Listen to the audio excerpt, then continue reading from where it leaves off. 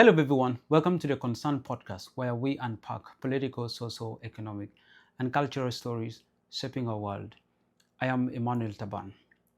Now, according to reports coming, the the Ugandan Electoral Commission has finally come out with the final results for the Ugandan general elections, and most especially for the presidency.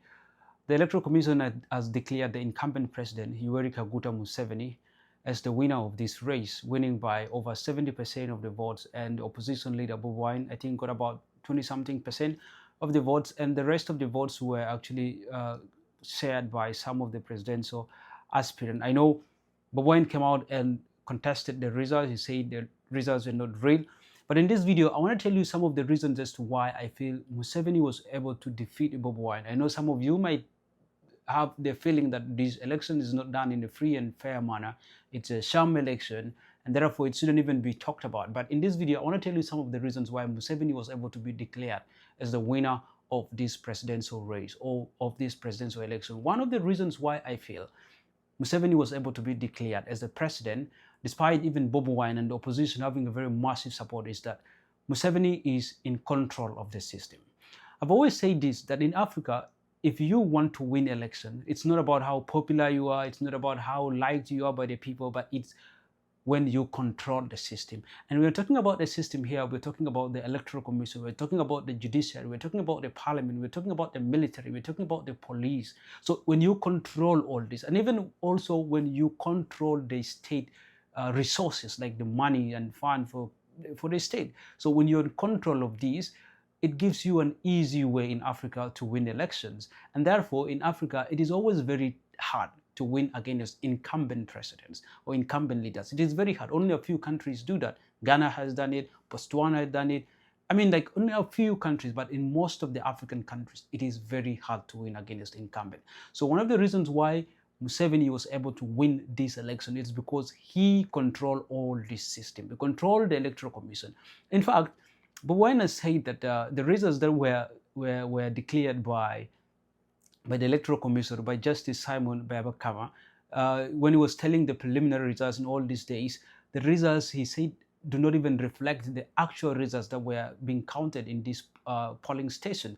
In fact, it seems like the results that the Electoral Commission was declaring, these were results that were pre-prepared. They were prepared before even the elections were done. And therefore, the chairperson of the Electoral Commission was just following a script of results that was actually already met. And therefore, as I said, for you to win an election in Africa, you need to be in control of the Electoral Commission. And Museveni seems to have done that so perfectly. Another reason why Museveni have won this, it's because, one, he shut down the internet. The other reason, it gave him an easy way to actually win this. It gave him a way to manipulate the results of the elections in whatsoever way he did. And therefore, the world was not even in position to see exactly what happened in Uganda. So many people didn't even know what is happening in Uganda. Even Ugandans within Uganda, they don't know even what happened in Uganda. So an easy thing that made Museveni win this race and be declared the winner, it's because he shut down the internet, he manipulated the results, and everything worked in his favor. That is one other reason which worked for him best. The other reason why I feel Museveni was able to win this race is because, one, I know that even if Uganda is to be given in a free and fair platform to have this election, I think Museveni wouldn't still be defeated so badly in this election. He will still have the support. And one of the reasons why I think Museveni was able to win this election and declare the president is because the opposition has been so weak in real sense. The opposition in Uganda has been so weak. There looks to be a kind of arrogancy in most of these opposition parties. You know, it used to be FDC that was in control of the opposition affairs, and therefore they had that kind of arrogancy and that pride now that they are second largest. And I feel that the same thing is happening with the National Unity Platform, where they feel they can do things by their own without even considering other opposition political parties. So one of the things is that the opposition has been very weak. I didn't even expect Ugandans to go, or this presidential candidate to be in that much number. I would only expect a very serious opposition that has an interest of defeating an incumbent like President Museveni. They wouldn't be filing, so many presidential aspirants to go for this election. They'd only have two people. opposition on one side, whatever political party you're in, they will front one candidate and they will face Museveni. But this has not happened. We have seen Mugisa Muntu going separate. We have seen Nandala Mafabi going separate, Bobi Wine going separate. And therefore, this makes the opposition very, very weak. Very weak. Had they actually fronted only one candidate and they all support this candidate, I think it would have given Ugandans a very, very clear impression that this opposition is serious about winning incumbent. But now here we see that we go for an election with over 6 presidential aspirants. I mean, some of these presidential aspirants were even used as decoys by the president.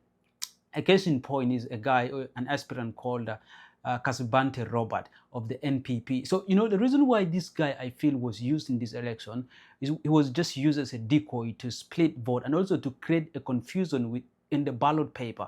This guy, his name is Kasibante Robert, and his political party is the National Peasants Party, the NPP. His names a little bit look similar to the names of Bobi Wine, Chagulanyi Robert. His name is Kasibante Robert, and Bobi Wine is Chagulanyi Robert. Bobi Wine's party is NUP, this guy's party is NPP. So the reason why this guy was sponsored, I believe, by President Museveni is just to be used as a decoy, to create that kind of confusion, so that even when you're going for the ballot, you get confused, and by maybe when you're in rush, you end up even taking his name when you intended to vote for Bobi Wine. So this is how weak the opposition has been. They have failed to file one candidate to face President Museveni, and Museveni used this tactically. He used some of these presidential aspirants to go and divide votes so that he can win the election, and therefore it worked in his favor. He was able to be declared as the winner. But also, the other reason why the opposition is weak is simply because most of these opposition political parties, they don't have the structures. You will see that NUP, that is the major opposition political party right now in Uganda, is only seen like as a central political party. It's only seen very popular in central. But when we go to the upwards to the country, like areas like northern Uganda, when you go to Maracha, Aruas, NUP is not known so much. So you will find that they don't even have the structures. They don't know who is the chairperson in Maracha, in Teragos, down there. They don't know. And therefore, one of the reasons why Museveni was able to win this, because Museveni had all the structures, right up to the grassroots level. NRM was formed a long time ago, and they had all the structures, up to the deep villages. This gave Museveni a head, or a very good lead, that he was able even to manipulate these results up to the very down there. And this made him to be declared as the winner of this election. These are some of the reasons why Museveni was able to be declared as the winner of this presidential election. Not because maybe he was popular, not because he was liked, but because he controlled the system. He controlled the electoral commission. He had the police by his side. He had the military by his side. And he had even some of the closest and strongest members of parliament who were contesting. I mean, they were all by his side. The police were used to create some kind of tensions, and they were deployed in major polling stations to create that fear in Ugandans, that they are, if we don't vote for this guy, or even if we go and protest the results, we are going to be wiped out. That is the impression that Museveni was trying to create in the minds of Ugandans, and that works so perfectly. These are some of the reasons, according to me, why Museveni was able to defeat the opposition. He was able to defeat Bobi Wine and made him to be declared as the winner of this race. I know most of you will not agree with me that this election was, most of you would have the saying that the election was sham, it wasn't free and fair, but just know that this is the case of most elections in Uganda. And therefore, when you get for it, you have to get prepared for it. You get to be very smart in order to do that. Without that, I don't think that anyone is going to, win a president in the name of a guy in the name of President Yoweri Kaguta Museveni. So thank you so much, guys. This is some of the reasons why I feel Museveni was able to win the elections, and the opposition was hardly defeated, and why Museveni was able to be declared as the winner. Thank you so much. Write down in the comment section what you think about this.